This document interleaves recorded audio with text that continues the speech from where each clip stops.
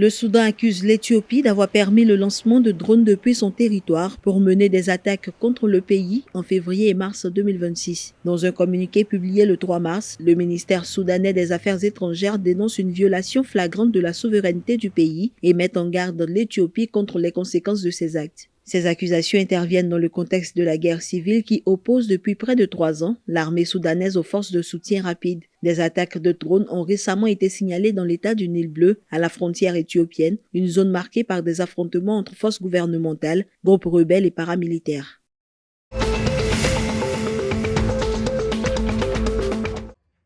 Des soldats sud-soudanais, dont 2 officiers, vont comparaître devant une cour martiale après le massacre d'au moins 25 civils le 21 février 2026 dans le comté d'Ayod, dans l'état de Jonglei. Selon le porte-parole de l'armée, Lulroy Kwang, les militaires arrêtés seront inculpés à Juba avant d'être jugés par un tribunal militaire. Les victimes, parmi lesquelles des femmes et des enfants, auraient été tuées par des éléments armés sans l'autorisation du commandement de division. Cette affaire intervient dans un contexte de recrudescence des violences entre forces gouvernementales et groupes d'opposition dans l'est du pays, où plus de 280 000 personnes ont été déplacées depuis décembre 2025 selon l'ONU. L'armée affirme regretter ces pertes et rappelle que sa mission est de protéger les civils.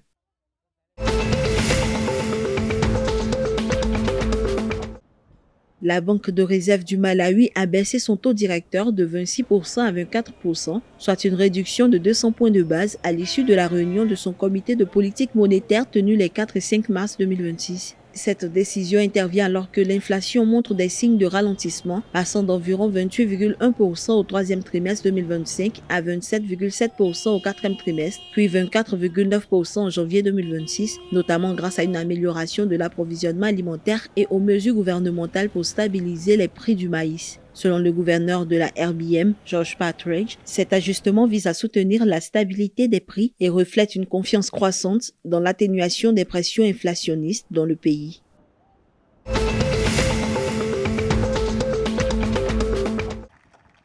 La ministre djiboutienne de la Jeunesse et de la Culture, Ibo Moumé Assowe, a reçu le 5 mars 2026 le nouvel ambassadeur du Japon, Okoshi Akihiro, pour évoquer le renforcement de la coopération culturelle entre les 2 pays. Les échanges ont porté sur le développement de la diplomatie culturelle avec des programmes de mobilité artistique, des résidences de création et la promotion de la culture japonaise auprès de la jeunesse djiboutienne, notamment autour des mangas. Les 2 parties ont également discuté d'un renforcement de la coopération en matière de volontariat avec l'agence japonaise JICA et de l'octroi de bourses d'études culturelles. Cette rencontre intervient aussi dans la perspective de la célébration en 2027 du 50e anniversaire de la coopération Djibouti et le Japon, tandis que le Japon pourrait être pays d'honneur du Salon du Livre de Djibouti prévu fin avril 2026.